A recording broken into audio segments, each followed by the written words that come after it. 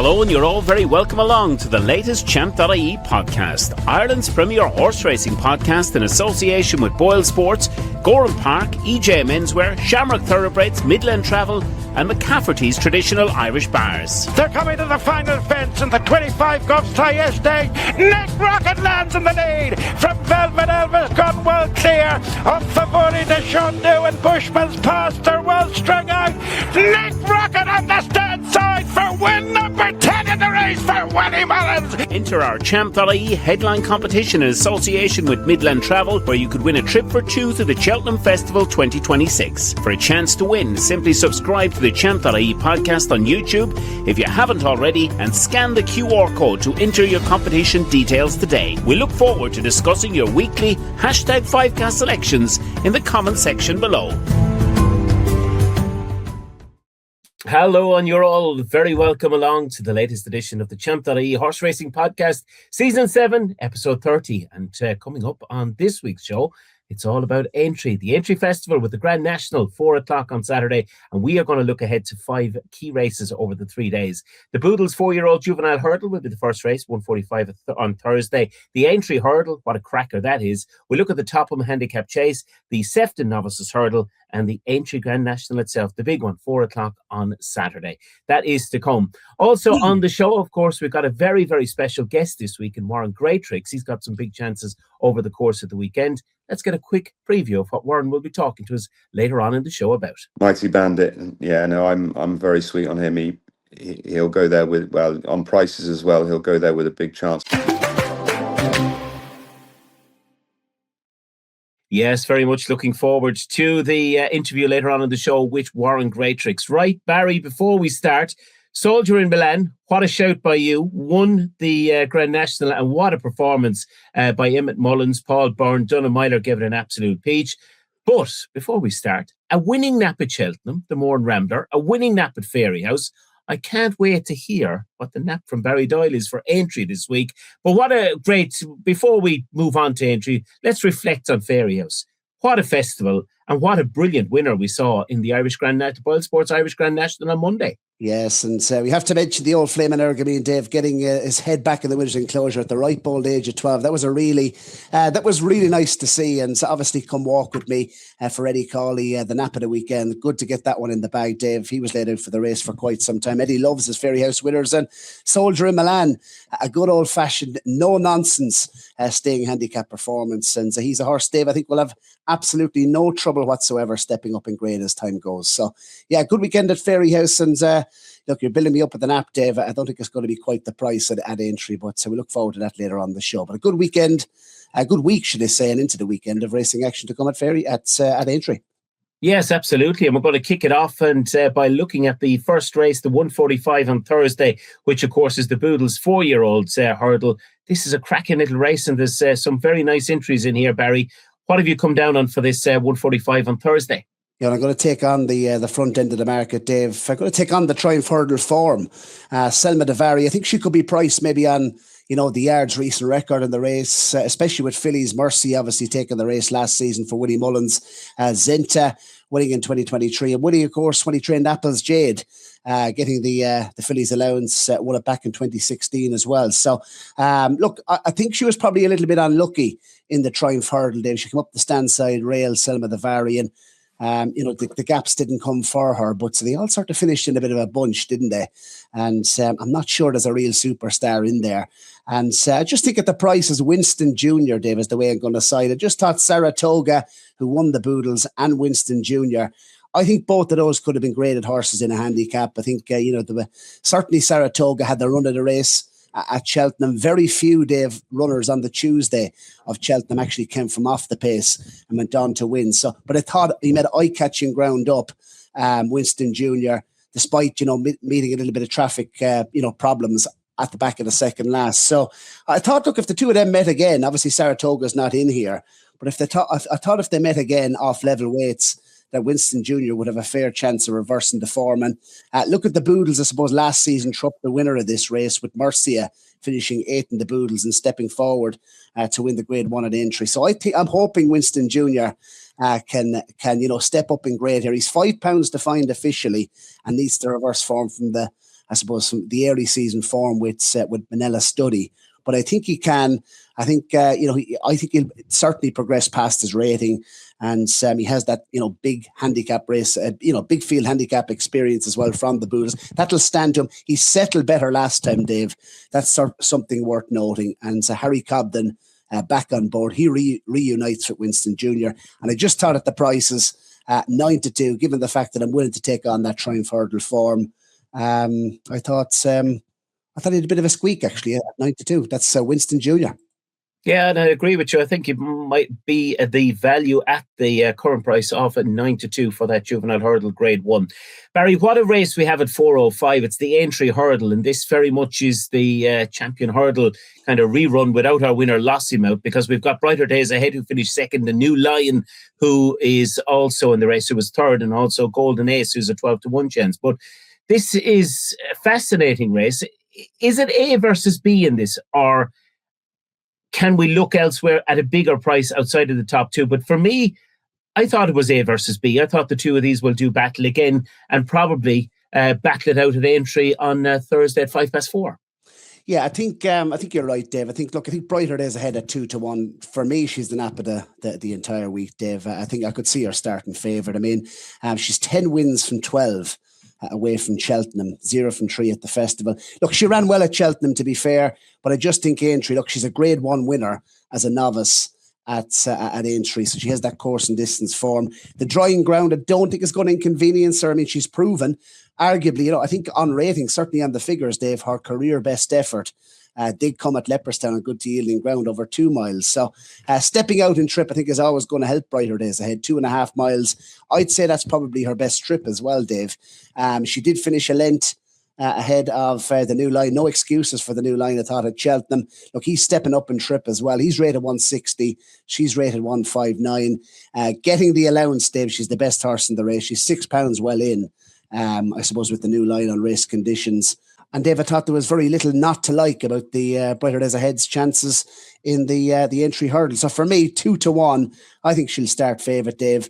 I think even Michael O'Leary said it, didn't he, that the mares, they shouldn't be getting £7. Well, she does. And for me, she's the nap of the week. I don't think there's anything else will get into the mix if the front two give their true running, David. I think she'll be tough to beat. Yeah, I have to agree with you there again on that Aintree hurdle. Well, you always need plenty of luck in the next race we look at. That is the 2 mile 5 Topham handicap chase. This is on Friday, Barry, at 4:05. And again, going to be a cracking race, this, and plenty in here with big chances.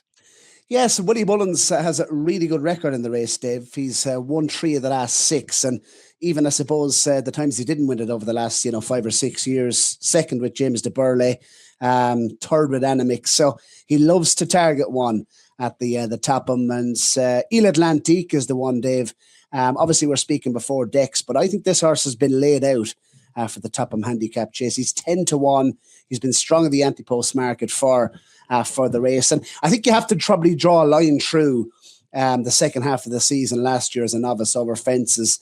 He'd done his winning in the early part of the season over 2 miles. He stepped out and tripped the 2.5, and then he stepped up and tripped the 3 miles where he fell at Punchestown. And I just thought, if you look back at his, the early season form from last season, I thought he was absolutely brilliant over 2.5 miles at Navan on his chase debut, making lengths at his fences, really put into the sword. Waterford Whispers was back in second on that occasion. Probably didn't give his true running on that occasion. But I thought Il Atlantique, just the performance itself at Navan, and then to go on and beat Firefox at Naas in Grade 2 company on his second start, that's the real Il Atlantique. And his biggest strength, Dave, is his jumping. He just makes lengths through the air. I think he could be tailor-made for the Aintree fences. He definitely has scope off an official rating of 153, Dave.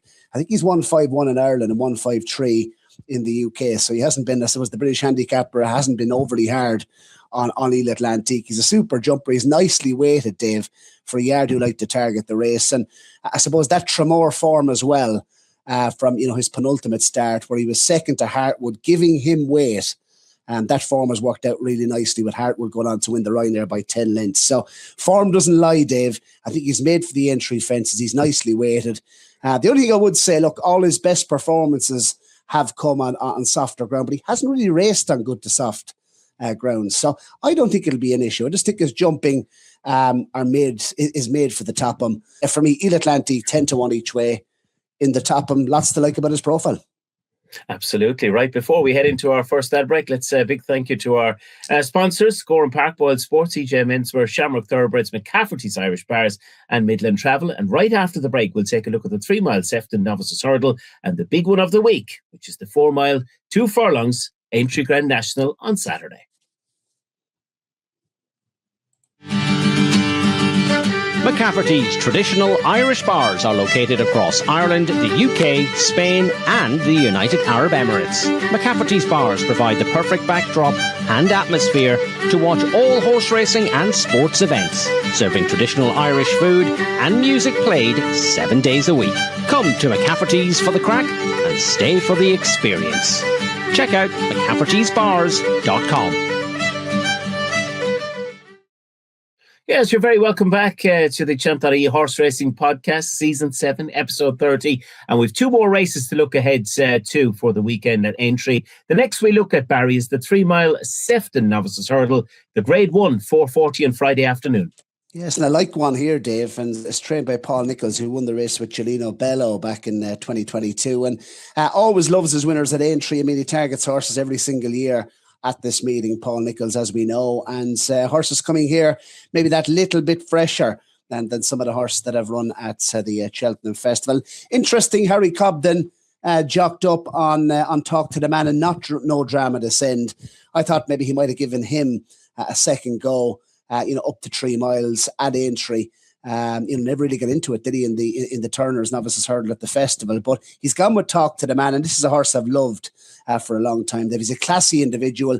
Was a good winner of a point-to-point for Doyle back in the day, and I was surprised he didn't win a bumper, Dave. But looking at his size and his frame, he seems to be really coming into himself over hurdles. 2 from 2 over the smaller obstacles, and look, he beat the 137 rated, the big clubman, Paul Nolan's horse, last time out at Newbury.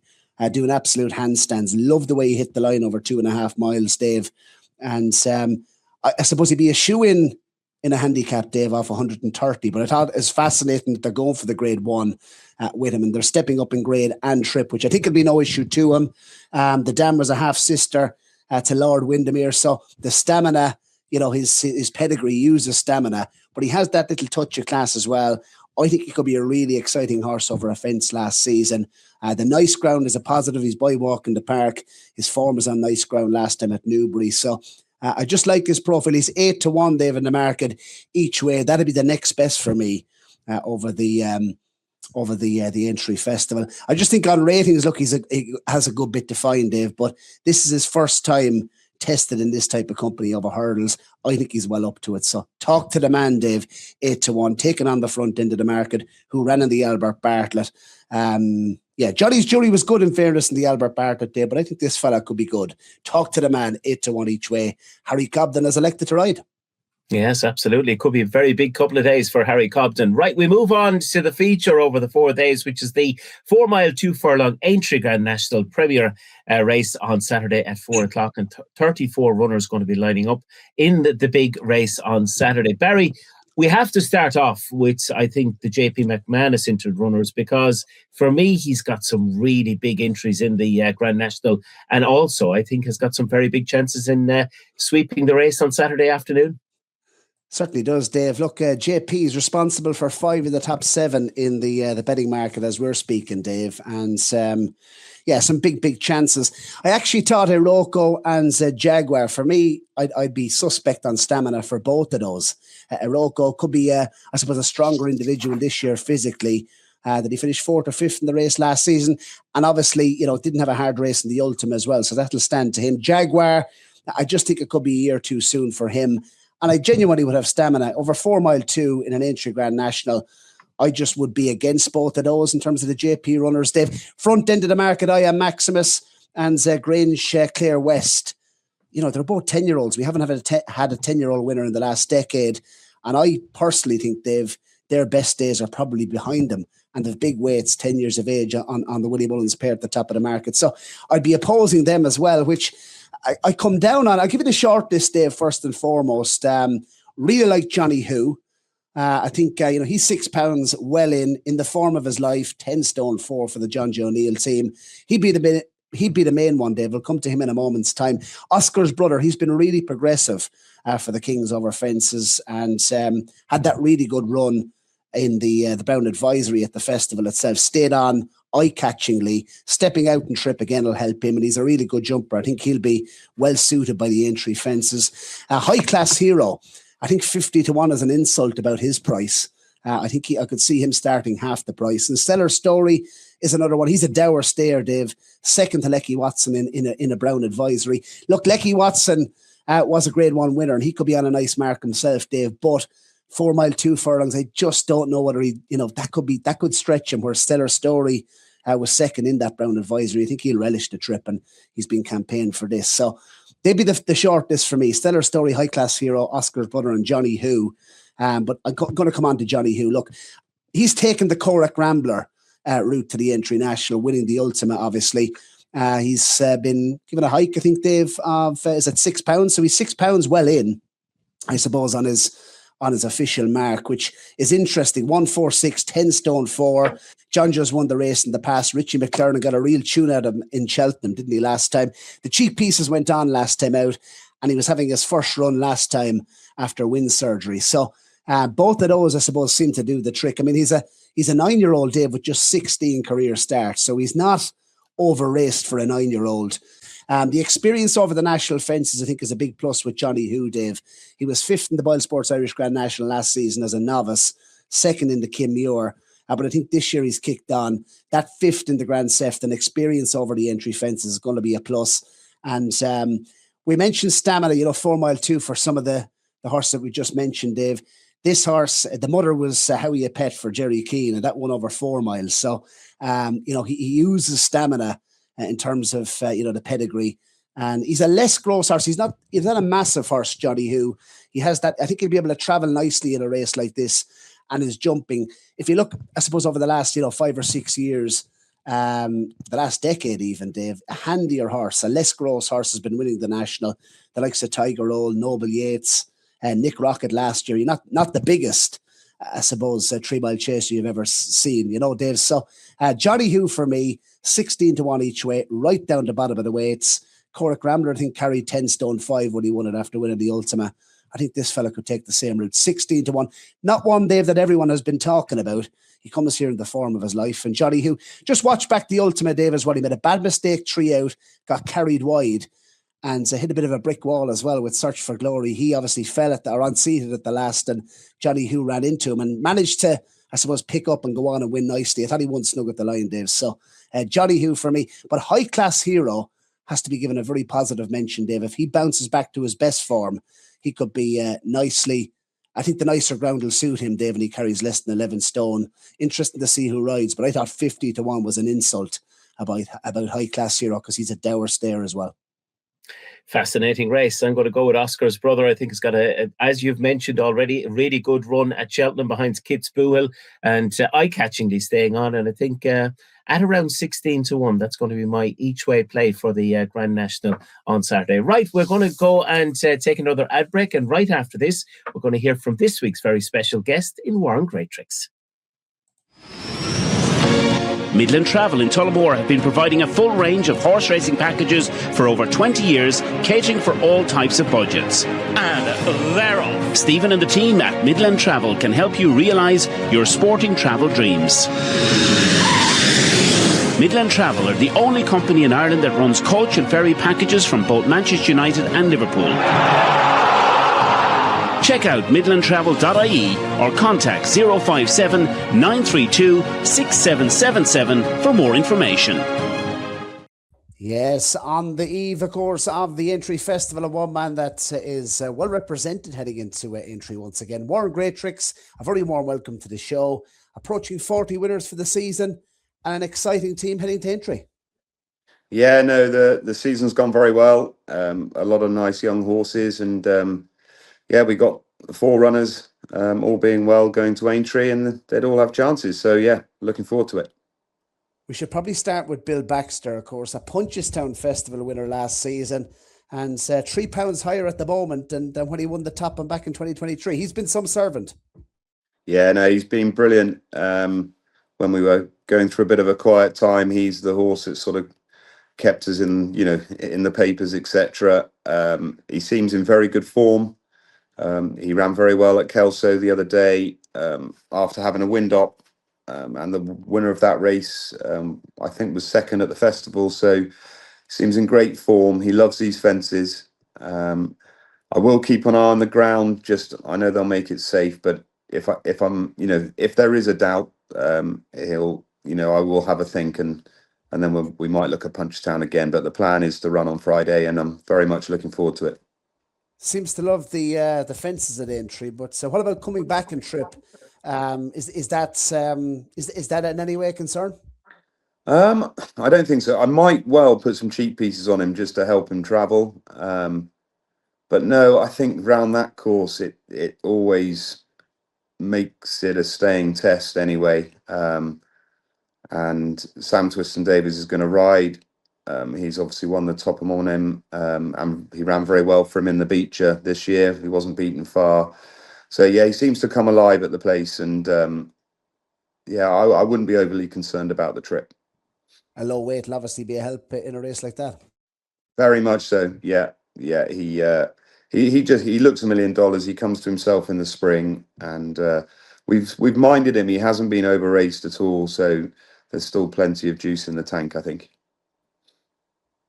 A really exciting horse to mention, a horse that's cost a nice bit, I suppose, at the Caldwell Dispersal, but an improving 6-year-old. He's improved the guts of 23 pounds, racking up a sequence of victories. Landed a hat-trick last time and was a runaway winner at Doncaster. MIGTHY BANDIT. Yeah, no, yeah, he's had that price tag around his neck for a while, and for whatever, I think the biggest issue was his wind.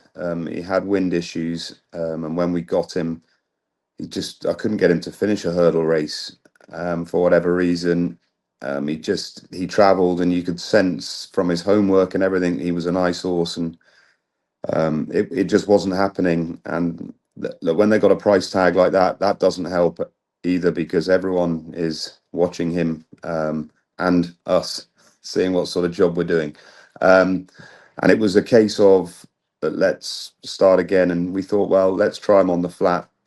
And he did really, really well in his first season on the flat. And then we gave him a proper wind operation after that. And then last year on the flat, he was very consistent again. And he was really finishing off races much better.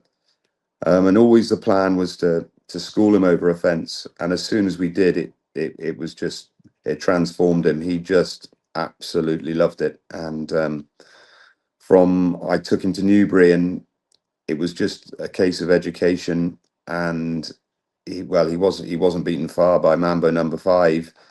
And Sam Twiston-Davies rode him that day, and he jumped for fun. And he said, if I'd really been hard on him, we would have shaken the winner up, And from then on, I just thought, wow, he just loves it. And he hasn't looked back since. And his last 2 wins, both at Doncaster, have been very impressive. And he seems to be getting better. I think the ground and the track will really suit him. It looks a competitive race on Saturday, as it should be for a Grade 1, but I wouldn't swap him, and he seems in really good form. And yeah, thankfully he's starting to pay Jim and Claire back. Just looking, I suppose, at the horse, he's rated 152, so he's the joint top rated ahead of the Maghull on Saturday. But you think there's a lot more to come? Yeah, I do. Yeah, like, he's only 6. He's only had 4 runs over fences, and every time he's been getting better. And the thing I like is, for a horse, I was a bit concerned about his wind. He's finishing his races off so strongly. And I mean, the last twice, he's just relentless. He was like that on the flat. And on the flat, we were getting it a little bit wrong.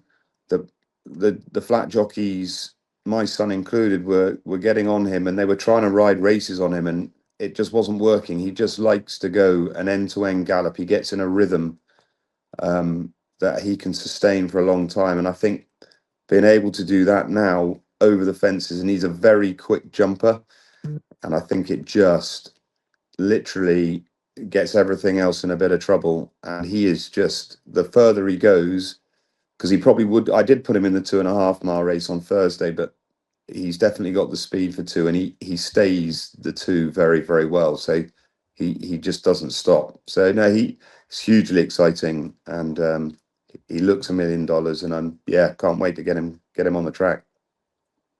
Best of luck with him. Not to get ahead of ourselves, but you do like a trip across the water. I mean, would you consider Punchestown if all went to plan? Well, we'll see. We'll see. I've hopefully got a couple coming over. I like you say, I do like a trip, and so I'm trying to line a few up, and it wouldn't be beyond the realms of possibility if he did go and win. Then why not? Like, you're only a novice for one season, and you can have a nice break after. So I think while he's in good form, we'll just keep rolling on. What's on the list at the moment for Punchestown? What are you thinking? I've got Margaret's Legacy that he ran very well at Cheltenham to a point, and I might well go for the same race as Bill Baxter won last year. I think it's the Pat Taff, is it?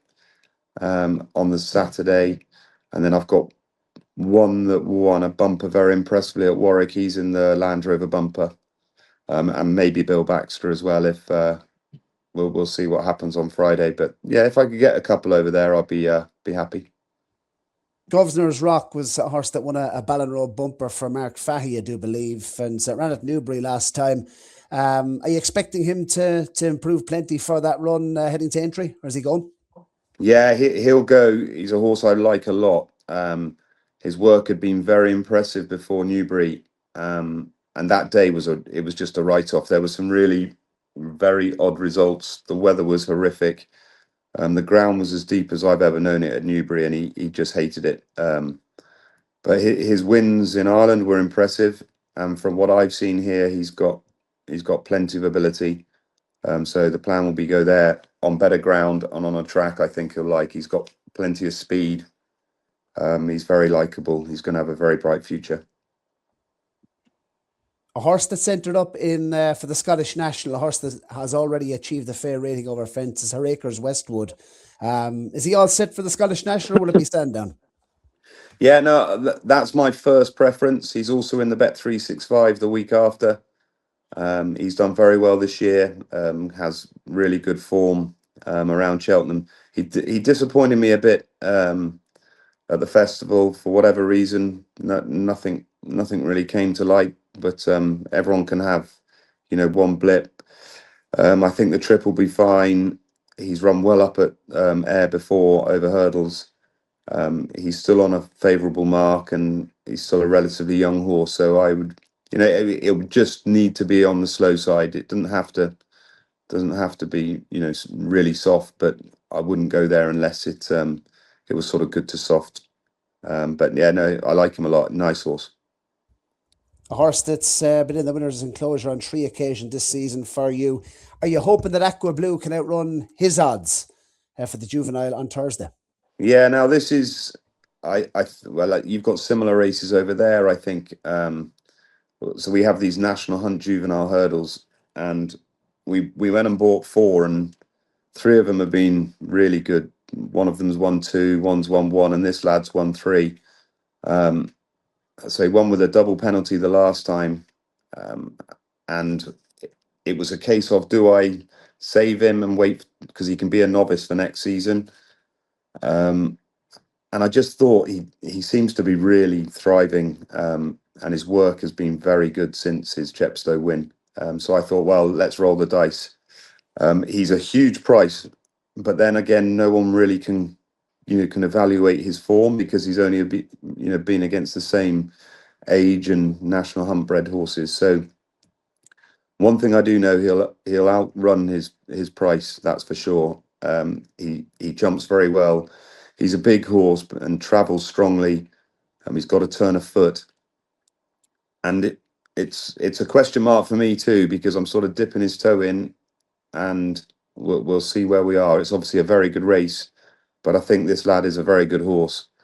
So yeah, I'm willing to roll the dice and see where we are. But I think 50-1 is an insult to him from what I see. And I'm not saying he's going to win, but he'll run far better than that.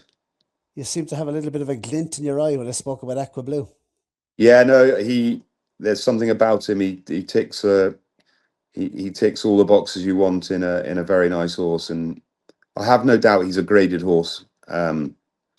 Whether this is just a bit too much for him yet, it might well be, but I've just got a funny feeling he'll surprise people. He's no back number. Other young horses, I suppose, to look forward to for the remainder of the season, Warren. What are you going to chuck into the mix for us? What other young horses, I suppose, have been giving you the right signs at home heading into the latter part of the spring? Well, All In You, he won at Sandown this season, and then he ran at that Newbury meeting in the Coral Hurdle, no, the William Hill Hurdle, the big handicap there. And again, he never went that day, but he was very impressive the time before, and the Ascot run before that was very good. He's going to go for the Scottish Champion Hurdle, where I think he would have a very good chance. He's a high-class horse on the flat, and then he'll probably go back on the flat with a thought maybe of going to Royal Ascot with him. There's a horse called Gaelic Pride that might run at Ayr in the big 2 mile 5 handicap there. He has won 2 this season. He's a horse I like very much. He'll go chasing next year where he'll be a much better horse, but yeah, he shouldn't be far away. So we're lucky. We've got a lot of nice young horses coming through and plenty to look forward to. Super, Warren. Best of luck this weekend. Best chance for winner for Aintree? MIGTHY BANDIT. Yeah, no, I'm very sweet on him. He'll go there with, well, on prices as well, he'll go there with a big chance. I could do with, if Willie wanted me to do me a favour, he could leave Salvatore Monday over there, but I've got a funny feeling he's going to turn up. But he'll know he's been in a race anyway. Look, we go in there in great form, and it'll be great to get a grade 1 winner again. It's been a few years, but when we've got the material, we can do the job. Yes, you're very welcome back. Wonderful to hear from Warren Greatrex, and a big thank you as well to Alonit, of course, who partner us in our social media clips and keep an eye out for plenty of those. Barry, great to hear from Warren Greatrex. You got some nice chances over the weekend. Certainly does. MIGTHY BANDIT, obviously the big one in the Maghull, Dave, and he's coming here a fresh horse, and a horse really on the improve as well, Dave. I suppose looking at his overall form, he's had a nice bit of racing, Dave, but only 4 starts over fences, and he's 3 from 4. That win last time beating Queen's Gamble. That's Doncaster on soft ground. He was a runaway winner, Dave, 17 lengths, and he's been given £10 by the British handicapper. So joint top rated. I think he's a massive chance in the Maghull, Dave. I think, as I said, he's coming here a fresh horse and really starting to fill his frame. 6 years of age. He cost a bit, Dave, at the Caldwell, the Spursel sale, but I think he's now starting to repay, I suppose, the faith shown, Dave. And 6 years of age. I just love, as Warren said in the interview, Dave, I love the way he gets. I think his biggest strength is, he puts pressure on others in the middle part of the race. He really gets them at it, Dave. And, he's starting to see out his races a lot better. So MIGTHY BANDIT would be one of my stronger bets, actually, of the week. That's currently at the moment 9-2, Dave. In the anything else segment, Dave, he's certainly on the list for me. Yeah, and just on the anything else segment, Barry, I suppose, we've gone through the 5 race and the 5 cast, but elsewhere over the weekend, is there anything in particular that might stand out outside of Aintree? In the pocket is a Grade 1 winner as a novice, Dave, hurdler. And he's a horse that I liked him for the Grand Annual. I thought he was going well when he came down. I think Aintree might suit him that little bit better. Obviously, it's not ideal coming in off the back of a fall, but he's halved in price for the Red Rum, Dave. 5-1 from 10s. I could see him going well. Harry Lowes as well in that handicap for JP. For the Skeletons could be interesting. Base Hunter, though.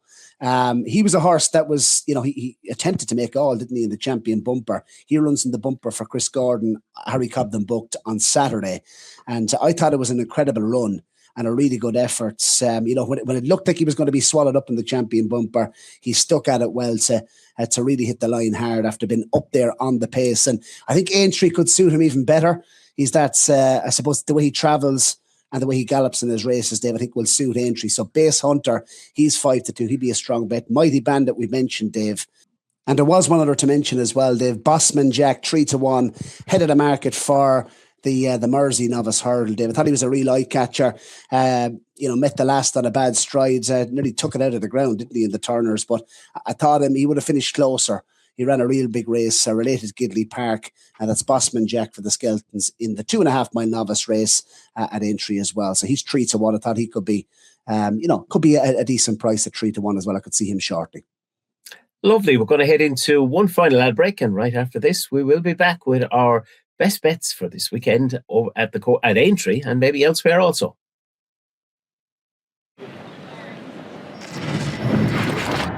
Now boarding the train of thought. Calling out. Injury Lane. He's 80% the best. Statminster.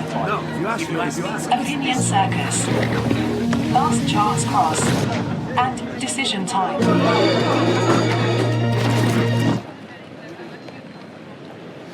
Back yourself.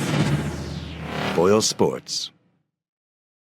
Yes, well, backing yourself is something, Barry, you've been doing, because you've landed as a nap at Cheltenham, you've landed as a nap at Fairyhouse, and we're hoping that you're going to land us another nap at the Aintree Festival this week. Yeah, look, brighter days ahead. Let's keep it simple, Dave. 2-1. I thought she'd start favourite. I think race conditions, her course records, I suppose a record away from Cheltenham as well, stepping out in trip. I thought everything was in her favour. And she's had, I suppose, a less busy campaign as well, Dave. She didn't get started, I suppose, till the 29th of December. So that could stand her in good stead heading into Aintree. And I'd imagine it's one more run then over fences next season for Gordon Elliott, Gigginstown and Jack Kennedy. So brighter days ahead, 2-1. I think she'll take care of the new line at Aintree, Dave. Talk to the man. I just think he's a fascinating profile for the Sefton. He goes in as a next best bet, Dave, at 8-1. Harry Cobden booked for the ride. And I'm going to stick with Base Hunter as well, I think, in that bumper. That Aintree bumper doesn't appear to be, a superstar maybe against him. And I thought, top of the market. I thought he was the right favourite, Dave. I thought I'd make him a bet as well at odds of 5-2. Eel Atlantique, we're speaking before Dex. If he is declared, he's a good bet as well in the top, and Dave at 10-1. I'd imagine you're not going to see 10-1 though if he is declared, Dave. Ground would be the only maybe slight.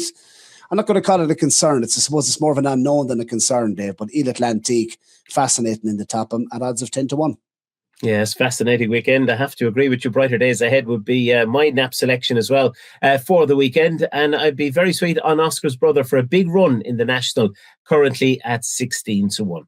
Well, that brings us to the end of another show on the Champ.ie Horse Racing Podcast. We hope you've enjoyed the build-up to the Aintree weekend. We'll be back, of course, looking ahead next week to the Scottish Grand National up in Ayr. And, of course, we're getting ever closer as well to the Punchestown Festival. As always, a massive thank you to Barry. And from myself and Barry, until next time, bye-bye and have a great weekend. From Dundalk to Longchamp, from the Galway races to the Breeders' Cup, Shamrock Thoroughbreds recently celebrated their 100th winner, and Ireland's leading racehorse syndicate has taken owners all over the world. Shamrock Thoroughbreds founder, Stephen Thorne, remarkably won the Winter Trainers' Championship at Dundalk during his first season as a racehorse trainer. To experience success with Shamrock Thoroughbreds and Stephen Thorne Racing, check out shamrockthoroughbreds.com.